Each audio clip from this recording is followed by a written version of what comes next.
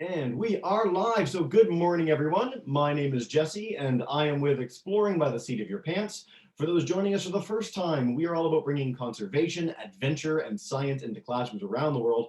And we are really excited because right now we are joined by 6 classes from all across Ontario. Usually it's all across North America. Today it is all about Ontario. So I want to give them a chance to say hi and do a bit of a shout out. We've got Miss Holloway's grade 7s in Mississauga, Ontario. Hi, guys. All right, we've got Miss Langer's grade 3-4s in Coburg. Hi, guys. Hi. We've got Mr. Allen's grade 6s in Brampton. Hey, guys. Hey, typical Brampton excitement. I love it every time we get a class from there. We've got Miss Ball's grade 9s in Goderich, Ontario. Hi, guys. We're arriving soon. You're arriving soon. I forgot. I'm so sorry. I did exactly what I said I wouldn't do. Arriving in 10 minutes they are. We've got Miss Parrish's 5-6 in Wallaceburg, Ontario. Control at Queens. So many of you. They got the whole school. I love it. And Miss Dieger's grade 4s in Arnprior. Let's pull up there, Mike. Hi, guys. Awesome. Welcome in. All right. Of course, the reason you guys are all here today is for our speaker. So we are joined live in London, Ontario, again, another Ontario, by Gavin Tolometti. So he is a PhD student with the Department of Earth Sciences at the Institute for Earth and Space Exploration at the University of Western Ontario. He studies lava flows and impact craters on Earth, these grand cataclysmic events that reshape the Earth's surface, to understand how these same features can be formed on the moon. He's going to talk a little bit about his work today and then dive in with the Junior Astronauts program, which we've been really thrilled to highlight over the last couple of months. So without further ado, thank you so much for joining us, Gavin, and take it away. Oh, well, hi, everyone. So very appreciated to be able to tell you a lot about the Junior Astronauts program, what I do and how I came into planetary science as a student, and how the Lunar Gateway and lunar exploration is now advancing in the next coming decade, and what we should expect from the Canadian Space Agency, NASA, and the rest of the world. So here we go.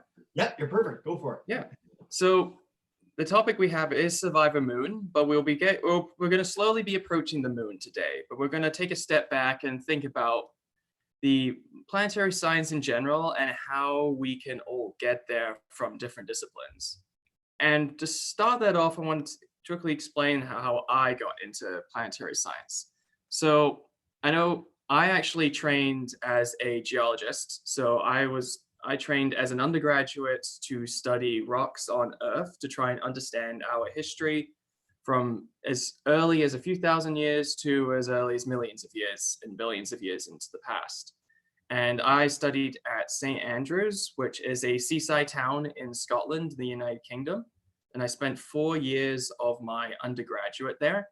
And threw in a quick picture because we had our 600th anniversary of the university, because it's the third oldest university in the UK, behind Cambridge and Oxford.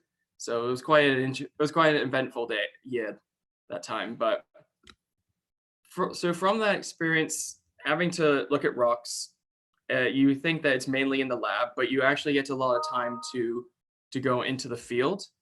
And from that, we were able to almost find out what story all these rocks were telling us about the Earth, like how mountains formed, how volcanoes formed, how rose up to the surface, erupted, and broke down from wind and water, how rivers once formed thousands of years ago, and comparing them to what rivers look like now, and even looking at what happens when meteorites come down from the sky and crash down on the surface, leaving giant holes in the ground. So that's how I really got into geology.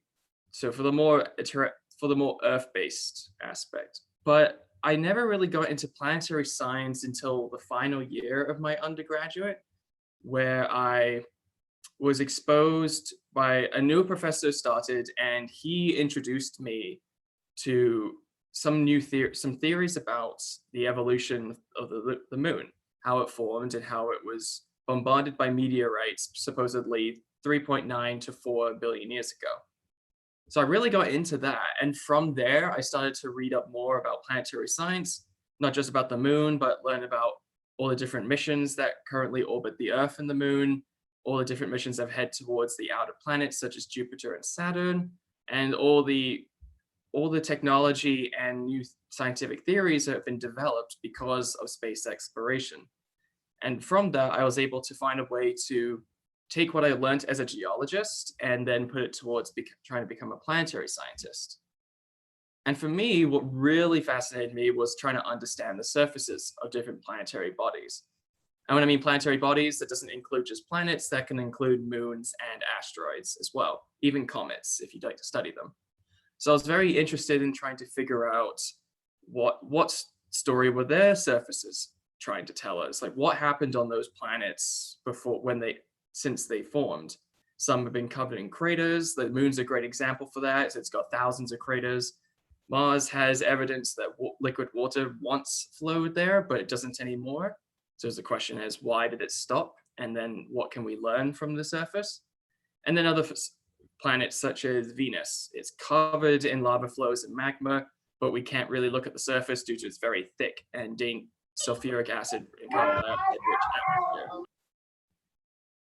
And from that, it's pushed me towards the research that I wanted to find a way to actually pursue.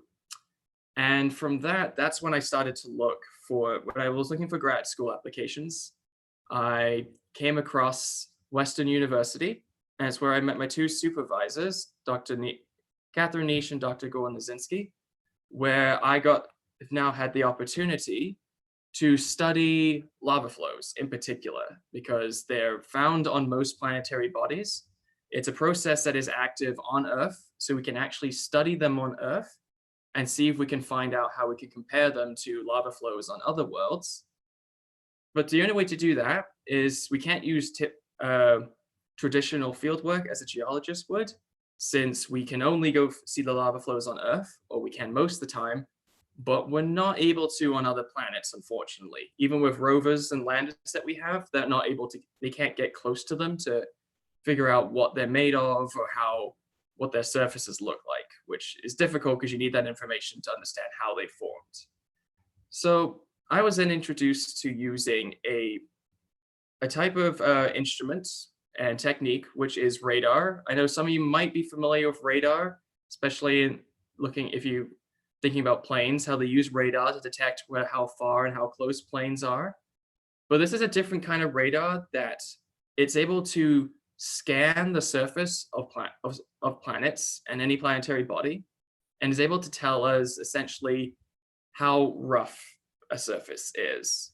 So let me think about roughness. When you're comparing a tabletop where it's nice and smooth, but then you go to like a carpet and it feels a bit rougher in your hand, that's essentially what this radar is measuring.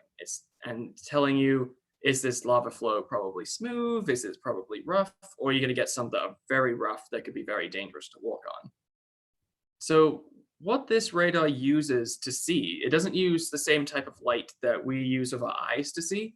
It uses microwaves, and it's the exactly same type of microwaves that you guys, if you have a microwave in your kitchen, it's that same type of radiation it's using to look at the surface of planets. We can't see it with the naked eye, which is actually an advantage in some cases, because microwaves can penetrate through clouds and it doesn't require sunlight. So it's very useful to studying planets even when it's nighttime. And at the same time, it could also penetrate through the thick clouds of Venus. So we can actually see the surface, but we require this type of this instrument to do so. And from that, we're able to distinguish what could be a rough lava flow. So the top one, where you can see 3 people standing, is what we would consider a smooth lava flow. And not smooth as in tabletop smooth, but smooth relative for a lava flow to be smooth. And then you look at one, just the picture beneath it, this is what we consider a rough lava. So it's like it's covered in blocks of sharp, jagged, glassy material. It can sometimes range from some the size of a pebble to some the size of a 6-meter boulder. And these lava flows in particular appear quite quite bright, I would say, under a radar signal. And that's usually that tells us that we found a rough surface or a rough lava flow compared to a smoother lava flow, which actually appear a little bit darker. So essentially comparing smooth versus rough. And it does this, and how it does this though, or how the radar can tell if it's smooth or rough, is when the microwave signal strikes the surface. If it's smooth, it will bounce away. So the signal that the radar will receive back will be very low. So that's why I say radar dark, because it's not getting many signals back. If it's a rough surface, when it strikes it, it scatters them in multiple directions. It's almost like it's like if you're throwing a little pebble at something and it breaks into tiny pieces. That's essentially what's happening with the signal. It's spreading out in multiple directions, and the radar is getting more than a smooth surface would return, so it appears quite bright. And then you get very rough surfaces, and it's just one example. If you have like a block, the signals get bounced around so much before they return to the signal that it actually elevates. The signal actually intensifies or becomes stronger, so it looks even brighter. So that's when we can tell it's been a very rough surface. And there are many different types of lava flows and also surface features that aren't lava flows that give us these types of signals. So we have to learn how we can tell them apart using this type of instruments. I just want to quickly show you guys an example. So this is an image of lava flows optically. So this is what we can see with the naked eye using a satellite. So if you look under radar, it returns this very colorful image. And essentially all you need to know from this is if it's blue, is it considered a smooth surface? So you can see the blue on the right side is from a smooth lava flow. And you can see where it's very bright yellow and red, that considers it to be rough to very rough. And there are also areas like that can also appear quite rough, and that's vegetation, which is something we need to be aware of when studying lava flows on Earth, because plants can return a high backscatter. So it actually makes it a little bit difficult to study the lava flows if they're in vegetated areas, because they can appear just as bright as the lava flow. Now, with my study with lava flows, it got me towards analog work, which actually leads us towards the Lunar Gateway and how this actually started to develop. So when I say analog, that's essentially just meaning you're simulating a scenario or a mission. So if you ever hear the term analog mission, it means people are being trained in conditions that are similar to a real mission to prepare them for the real mission. And that's the same with analog field work. You're preparing geologists or astronauts, or you're testing landers and rovers in conditions that are similar to the planetary body that you're going to send them. So for me, I did some work in Iceland where it has a lot of similarities to the surface of the moon and to the surface of Mars. It's very dry. It can be very dry. It's very desolate. It's covered in basaltic sediment. It's covered in lava flows. And we're able to practice different techniques to learn more about their surfaces if we're on the surface. And it's not just those Iceland as well as other locations. The Institute has done many tests, and NASA and the CSA as well. So on the top right is actually me about 3 years ago, where we were simulating a rover going to the surface of Mars to collect samples to look for organic material and bring it back to Earth. So this is just me simulating the instruments that the rover would have, and we would have a team back at Mission Control, which was back at Weston at the time, because this is located in Utah. They would send us information saying we want a scan of this point. So then I would be told to go to that location using the specific instrument they wanted, take a reading, and then later on, we would then return the data to them, simulating when the rover would actually send the data back to them if this was a real mission on Mars. And on the bottom is the Weston Husky rover. So this is in the Canadian Space Agency rover yard, where they're testing the mobility of the rover wheels just to get a better idea of the traction on them. So this is just some other tests that you can do in analog research, which is not just for training people, but also testing instrumentation in rovers. And on the left, I just wanted to throw this picture in because I think it's quite cool. This is the lunar exploration vehicle that NASA has been testing in the deserts of Arizona, Idaho, and Utah to prepare astronauts for long durations on the surface of the moon. So it would hold 2 people, and you have their 2 suits, which are attached to the back.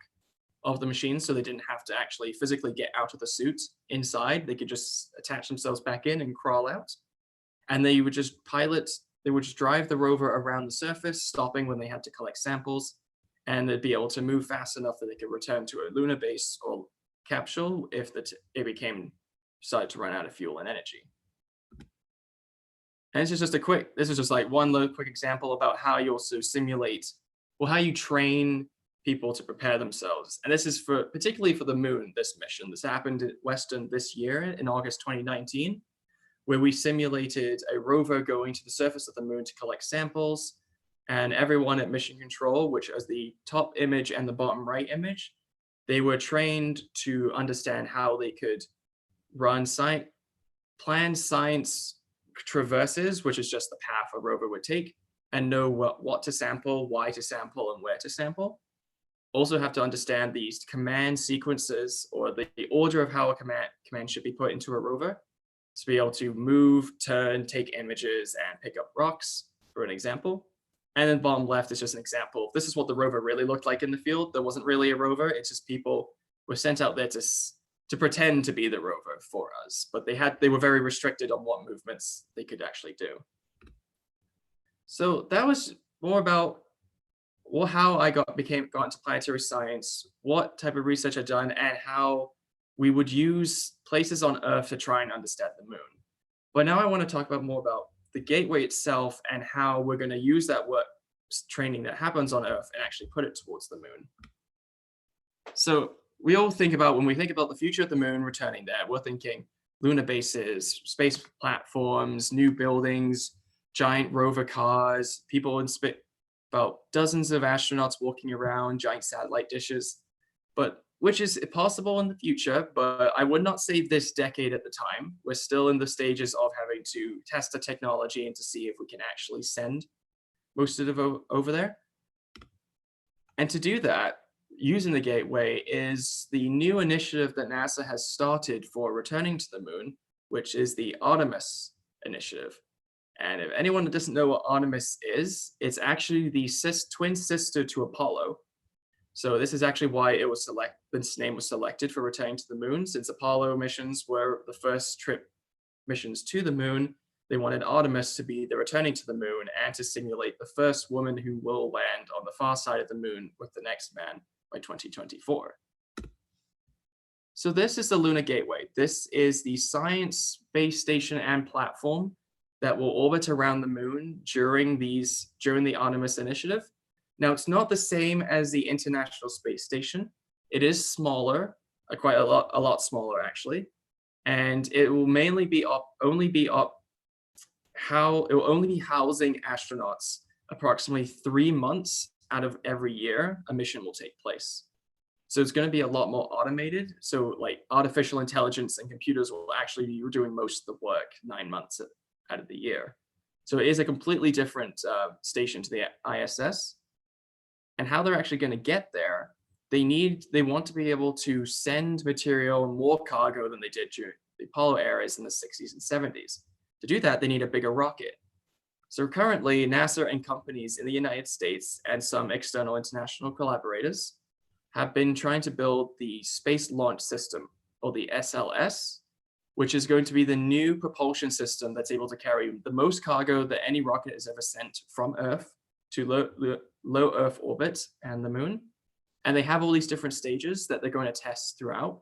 So they're currently building the one on the far left, the SLS Block 1, which will be during the Artemis 1 flight test, which will just be sending up the Orion spacecraft to have it orbit the moon to make sure it can actually get to the moon, orbit around, and return to Earth safely. Eventually, they'll be building the Block 1B crew rocket, which will send the first astronaut. They send the astronauts back to orbit the moon since the 70s, and then 1B cargo, and cargo will be them slowly sending material to build the Lunar Gateway. And this is just a quick concept of what the gateway is actually made of. So, and what space agencies are actually contributing. So NASA is the primary contributor because it's a NASA initiative, so they'll be leading most of it. But the European Space Agency, the Japanese Space Agency, which is JAXA, if you can see it, you've got the the cosmonauts space agency or the Russian space agency, they'll be supplying the multi-purpose module. And the European Space Agency, they're applying like the Orion Service Module, E-Spirit, and the International Habitation Module. And we've also got the Canadian Space Agency, which is actually going to be contributing Canadarm3, which is going to be an upgrade version of what's currently on the International Space Station. So this arm is one, it's going to help build the Deep Space Lunar Gateway. It's going to be able to grab each module as they approach the moon and then attach them to each other and slowly build the station. It's going to be able to help repair the station if there's any damages. It's going to attach astronauts so they can perform spacewalks to make repairs the arm can't do. And it's going to be able to intercept with cargo that comes in for supplies, or the Orion spacecraft when it either comes from Earth to bring astronauts, or it's returning from the moon when astronauts are coming back. And this is just one thing that the Gateway is actually pushing for. It's to make exploration on the moon long term. And to do that, they need resources that they can't rely on Earth for. And the biggest one is going to be water. So this is just actually a little, an artist schematic of the Viper rover. So if only it had a symbol of a snake on it, to be honest. And what it actually was it's being designed to do is to go onto the surface of the moon and look for what we call water ice, which is little particles that contain water and oxygen and hydrogen, which this rover will go around, drill down, and extract. And astronauts will then be able to use that to convert it to hydrogen, which they can use for reusable rocket fuel, oxygen for breathing, or they can just turn it into liquid water and use it for drinking.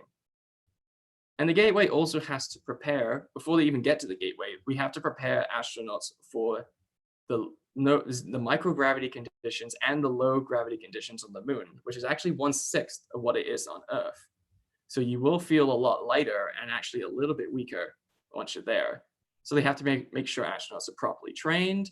So on the left is just the new Exploration Extravehicular Mobility Unit, or XEMU, which is just the new spacesuit that they will have on the surface of the moon. The bottom central image, you can see how astronauts have to simulate low gravity conditions as much as possible. So that's why they train underwater. So it limits their movements of their limbs just to simulate how difficult it can be to complete tasks. And also to simulate microgravity. So how they're lifted up in the space station. So on the far right, you've got one trainee. She's been told to sample an outcrop, so some rocks, using a hammer and a chisel while being propelled up in the air. So pretending that she's being lifted up. And you also have to prepare for like the hazards. Like the surface of the moon is quite treacherous, a lot more than people think. It's not as flat as we imagine. It's covered in boulders, covered in impact craters, which are holes in the ground, which can range from 320 kilometers in size to about 1 meter in size. So you have to be very careful how a rover can drive over them and how astronauts can actually walk around them or even through them if they have to. And then just before we get to the junior astronauts, so the main reason the Gateway was proposed, designed, and then Artemis Initiative came forward was they wanted to be able to, one, inspire the next generation and the future generations from there to pursue careers not just in planetary science, but in STEM, which includes science, engineering, technologies, mathematics, and to be able to take on either research, the industry, or even the commercial aspect. And then they also wanted to investigate new sciences and to answer questions from the Apollo era that couldn't be answered at the time. And for exploration, humankind has always wanted to explore where they've never gone before or to learn new things. And starting from when Columbus went across the Atlantic to look for the New World, it's the same thing. We're going to an entirely new world to learn more about it and to make our mark there once again. And the very new one is an economy. They want to be able to build a sustainable, almost like a space economy, to be able to no longer rely on resources on Earth for deep space exploration. They want to be able to use what the moon offers and beyond. So they want to find the best ways to extract those resources without having to rely on companies or resources on Earth to constantly send them supplies. So, and that's where actually you guys can move forward into the next generation, which is the junior astronauts. they are wanting new junior astronauts through the Canadian Space Agency.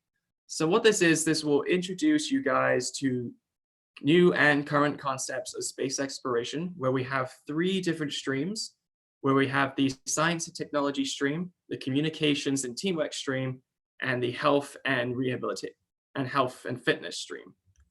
And what these can do, if students can sign up for free, and teachers as well, and there's activities in each stream, and if activities are completed in one stream and you check that off online, you get that you slowly win the chance to have an astronaut or a space professional come to your classroom to talk about their experiences in their field.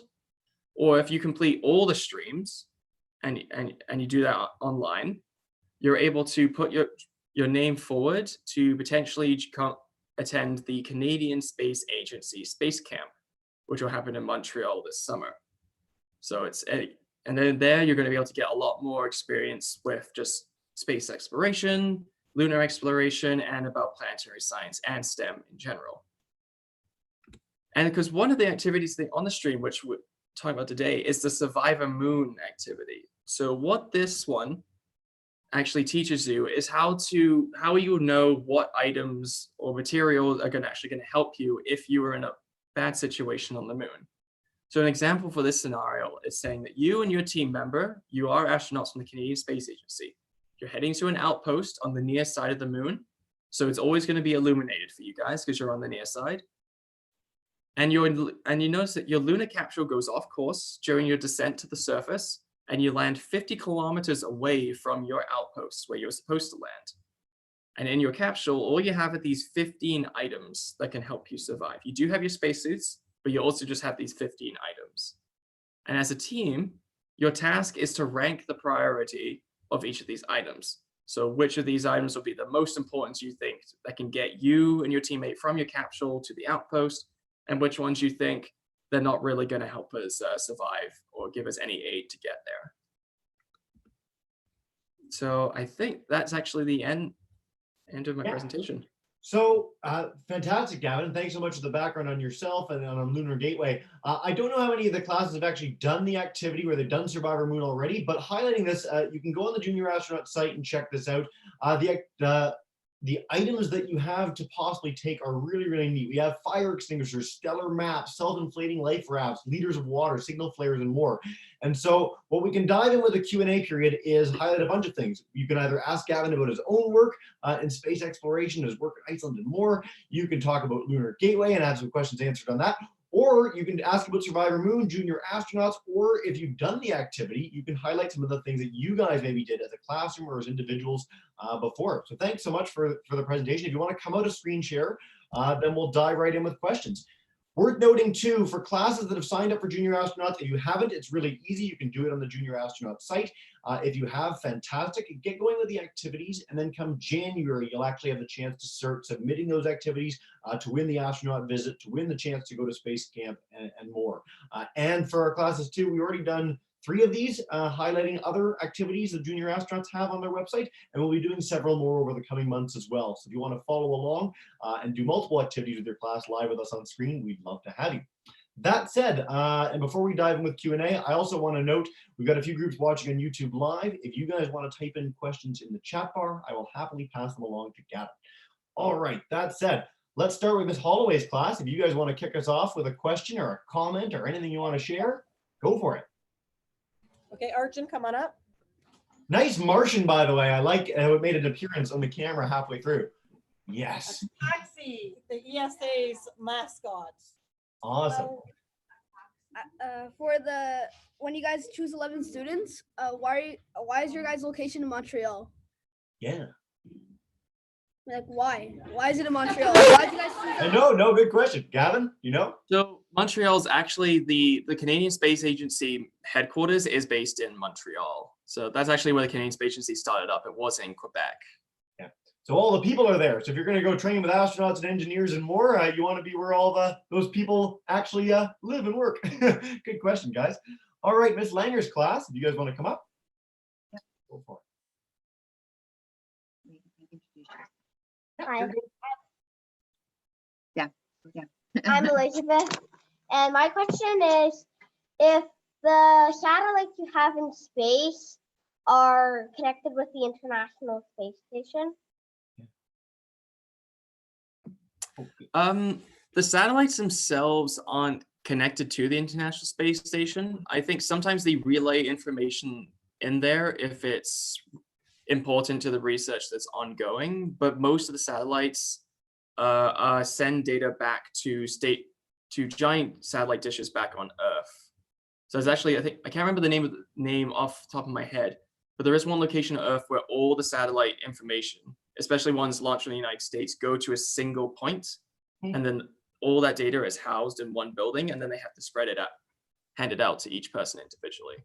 Yeah, that's very neat. I'm going to try and find this online before we're done too, but I'll try and send to all our classes a way to visualize all the satellites that are in space, because it's quite astonishing how much we've put up there actually over the last, 50 or so years. It's incredible to actually see and take in all at once. Awesome, guys. All right, Mr. Allen's class, if you guys have a question, come on up.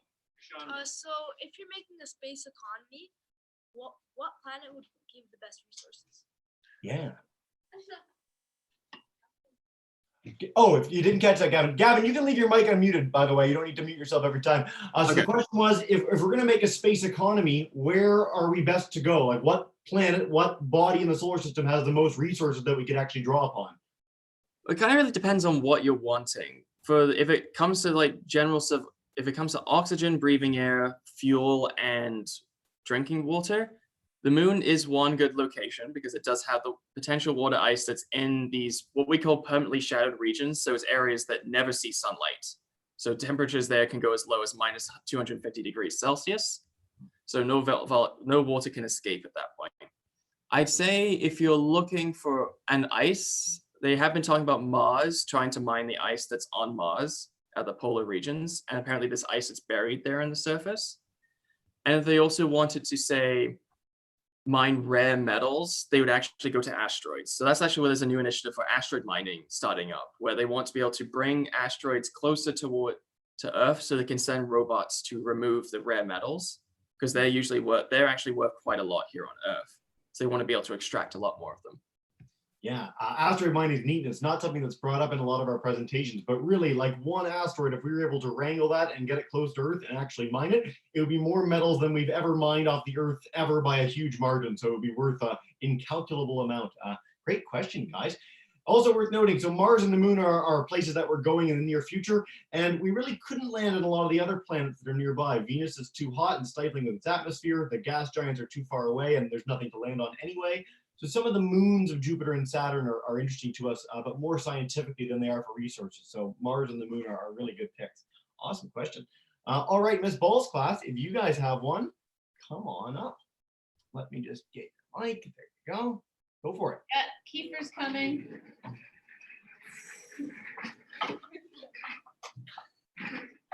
Hello. What are you planning on to do next after you graduate?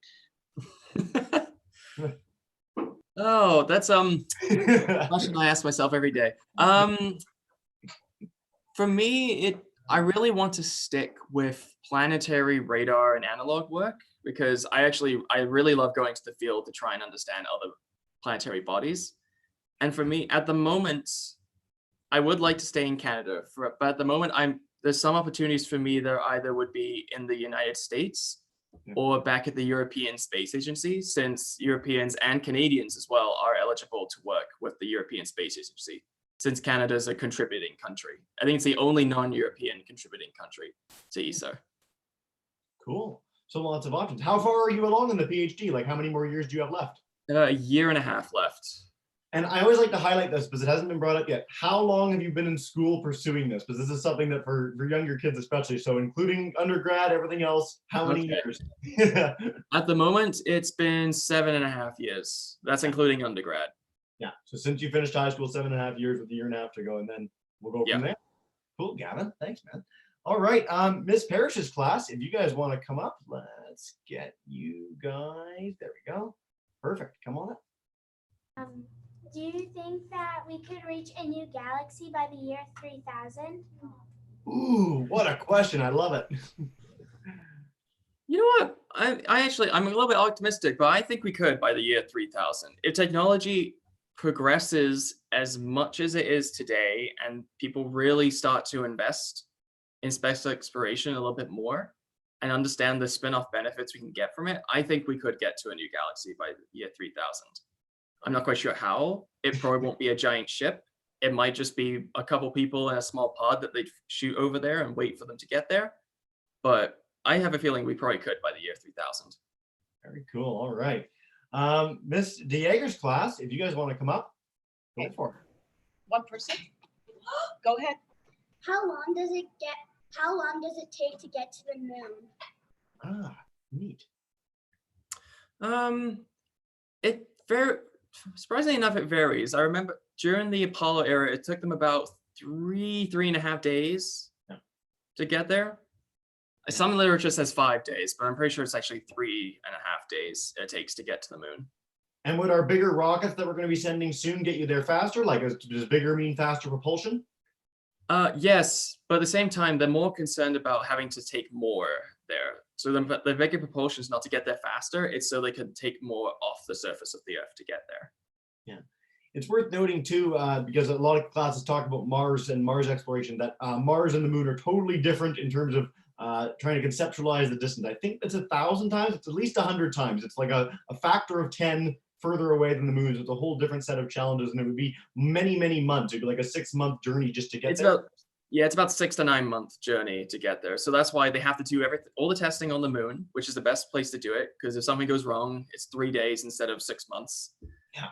Because you have 3 days is one thing, but then you have to be able to keep people fed, energized, and psychologically okay for about 6 to 9 months just to get to the planet. Yeah, which is why Lunar Gateway is so exciting. This is, by the way, for the classes, I don't know if you know, Lunar Gateway was a project that was announced, was it earlier this year or late last year? Like, this is a recent development where they've really publicly announced this in a big way. They publicly announced it, I think it was early 2018.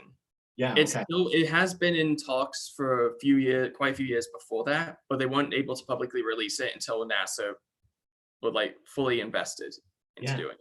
Which is why it's so exciting for classes here. Like, it'll literally be you guys, like your age group will be the people that go to the moon, go to Mars, and etc. It won't even be us anymore. It'll be you guys, which is why I think like junior astronauts are such an exciting initiative. Awesome. All right, Miss Ayers' class, I know you guys joined us in Toronto a bit way through the presentation. So if you have a question, you wanted to come up, go for it.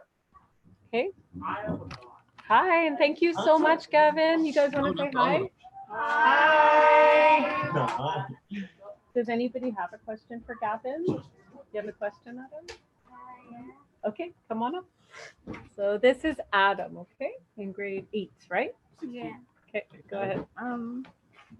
Any questions? Yep. So just like this, honey. I don't know.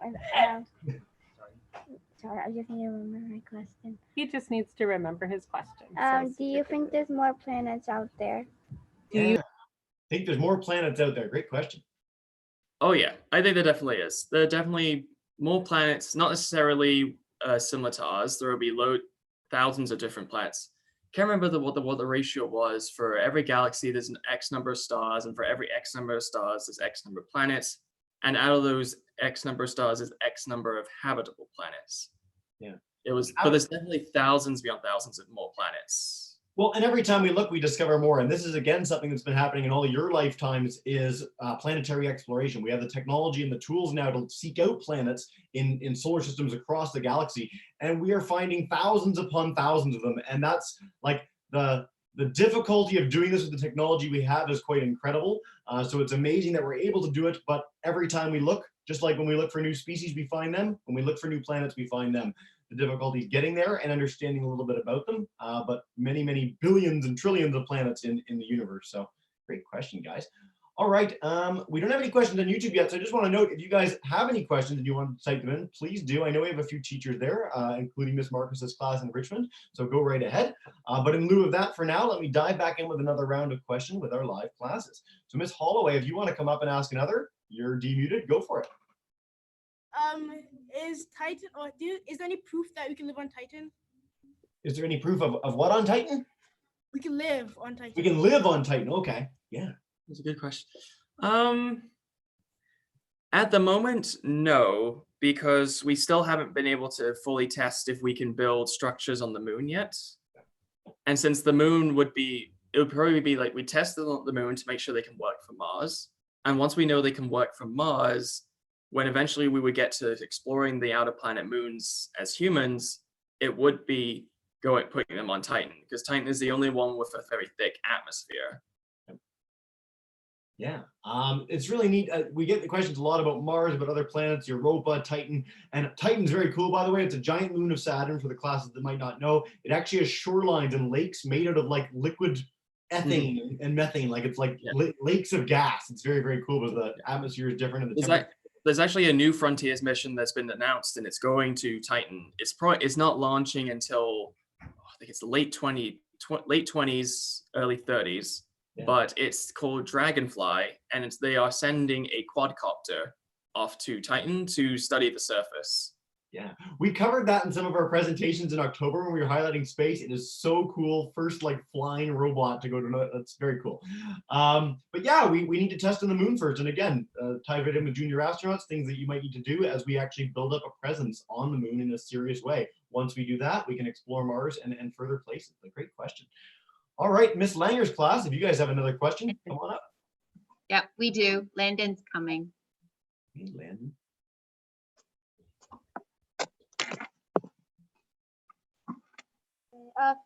Do you think it's smart to go to like other planets and gather materials like to make like new inventions and stuff to like travel different galaxies? Yeah. Should we go? Like is it a good idea, Gavin? What do you think? No, to use the resources from other planets, it's good because then we don't have to build new technologies there or current ones. It's good because then we don't have to rely on all the material on Earth, especially when we come to a point if we start to run out of certain material. We don't want to always keep looking back to say, we're running out of iron, we need more from you guys. And at the same time, it makes it cheaper for missions because it can cost, to even give an example, it costs about $10,000 US to send a kilogram of water in a rocket. So that's how expensive it can get. So if we relied solely on Earth, missions would always be in the hundreds of millions to billions of dollars. Yeah. Although I like the question, and Mrs. Ball's class, the only group that might actually have seen these sort of movies, but basically the theme of every sci-fi horror movie in space begins with space mining, so I can see why it would be bad for those reasons. But yes, it's a fantastic area of inquiry, and we're really starting to dive into that again with your generation. So very cool, guys. All right, Mr. Allen's class, if you guys want to come up for another question, go for it. How long would it prepare a person to actually go to the moon? How long would it take to prepare for a person to go to the moon? Yeah. Astronauts are constantly in training until they're called to fill in a mission. So even right now, some of the Canadian astronauts, Jeremy is the next Canadian astronaut that will be going to the International Space Station, but they're always constantly in training because you don't really know when you're going to be told, by the way, you're going to be on the next launch. So it could be years they could be training to be ready, and then they'll suddenly say, okay, now you need to be ready to go.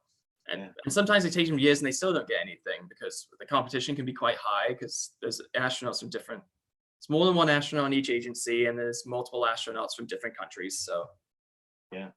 Chris Hadfield highlights this, that astronauts, many of them will never go to space. So you become an astronaut, you do all the training, you have all these resources and skills, but you don't get to put them to use in that way. So it's really important to be satisfied with the work itself and to get into the other aspects of being an astronaut, like helping other astronauts when they're in space and more. Great question, guys. All right, Ms. Ball's class, come on up. Is there any proof of another Goldilocks zone? Yeah. And what is a Goldilocks zone, Gavin, for the class that might not know? So if everyone knows from the fairy tale children's book, the Goldilocks zone is like everything is just perfect. Like it's not too hot, it's not too cold. And we say Goldilocks zone for Earth because it's it's in the perfect spot in a solar system that's far enough from the sun that it's not too cold, but it's not too close that it's too hot. And there is one exoplanet that has been discovered they think might be in the Goldilocks zone. They think it has liquid water, a liquid of a sort. They don't know if it's water, a liquid of a sort on its surface, and it looks like it has its own land mass, almost like continents as well, and an atmosphere. So there are exoplanets that we've proven that can be in a Goldilocks zone, but then it gets very complicated when you look at the star, because if it's smaller, the Goldilocks zone shifts. If it's bigger, it gets further away. So, but at the moment, I think we've definitely found one planet that's in a Goldilocks zone. So maybe in the future, before we get to that other galaxy, we'll head there and see what's going on. Awesome. All right, I'm going to take 4 more questions. Miss Parrish's class, I'm going to come to you guys twice, just because there's so many of you. So Miss Parrish's class, do you want to come up first? Go for it. Go. You go. What was the biggest comet ever recorded, and how many hit the moon? Ooh, no pressure, Gavin. Ooh, jeez. I actually don't know the answer to this one about which one's the largest. Yeah. I can tell you the largest asteroid is called Fort Vesta. It's the largest asteroid. Okay. Well, how big is it compared to something that we would know? How big is this asteroid? Ooh. I'd say it's about half the size of our moon. Wow. It's pretty big. Yeah. Comparatively, by the way, the one that wiped out all the dinosaurs is about the size of Mount Everest. So half the size of our moon is way bigger than that. Yeah.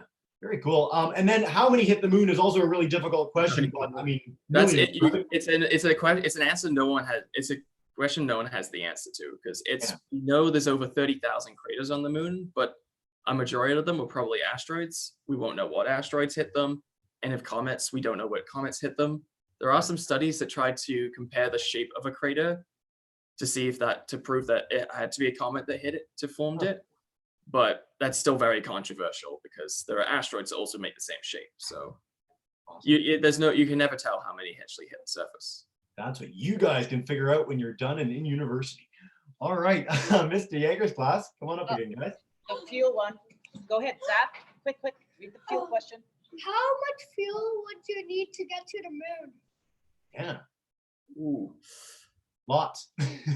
It's an entire from the SLS, I pretty much it's an entire tank of hydrogen fuel, rocket fuel that they use.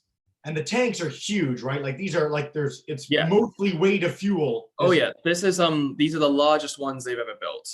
Yeah. And they've currently been testing. They finished new tests on them recently where they deliberately brought them to the point to break them.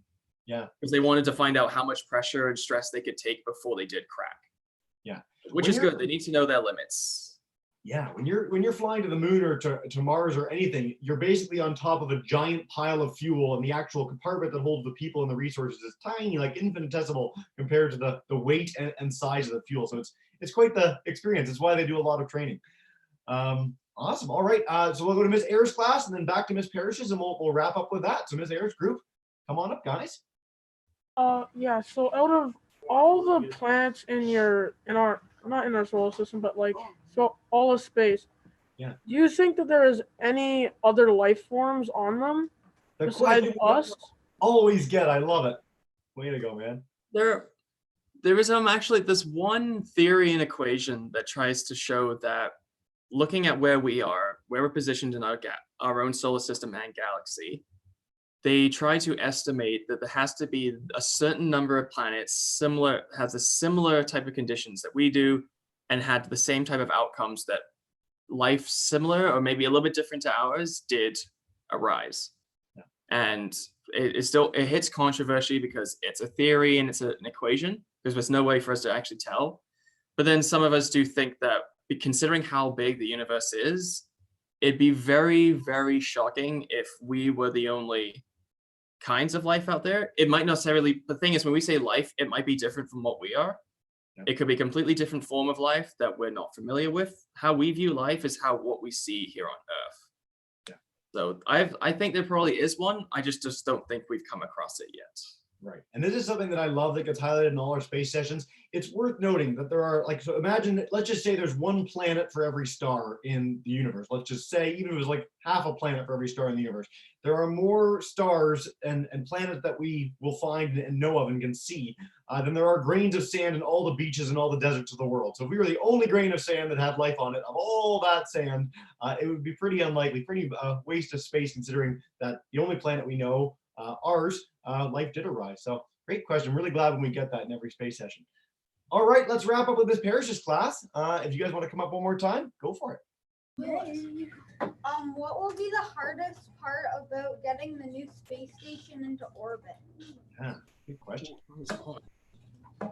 It'll probably be to make sure it's in the correct, to make sure they get the propulsions right and to make sure they actually put it in the correct orbit, because that's always the hardest part for it. Because once it gets in that correct orbit and they have to send the next piece of equipment up there, they have to hope that it intersects it slowly and it connects properly, or else the results could be pretty disastrous. Well, we'll hope that they've got their orbital mechanics down by then. They've done the practice with the International Space Station. The only challenge is, since it's further away, they can only rely on, that's why they're really testing into artificial intelligence to try and help them. Very cool. Well, Gavin, this has been fantastic, and thanks for answering so many really diverse questions from our classes. I do want to encourage all our teachers, go to the Junior Astronaut site, sign up if you haven't already, do Survivor Moon, do some of the other activities that we've highlighted, some of the ones in all three of the streams online. They're really easy, they're fun, and they encourage you guys to think deeply about space and become the future astronauts that Gavin was talking about on Lunar Gateway and beyond. So thanks so much, guys. What we do at the end of every session, and Gavin won't know this because it's his first time ever joining us, but I'm going to demute everyone's microphone. And so boys and girls, if you guys could get ready to join me in saying a huge thank you to Gavin. You are all now demuted. Go for it. Hello.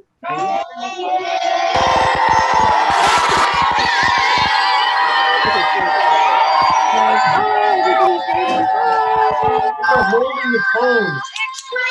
That was an impressive amount of holding the note there, guys.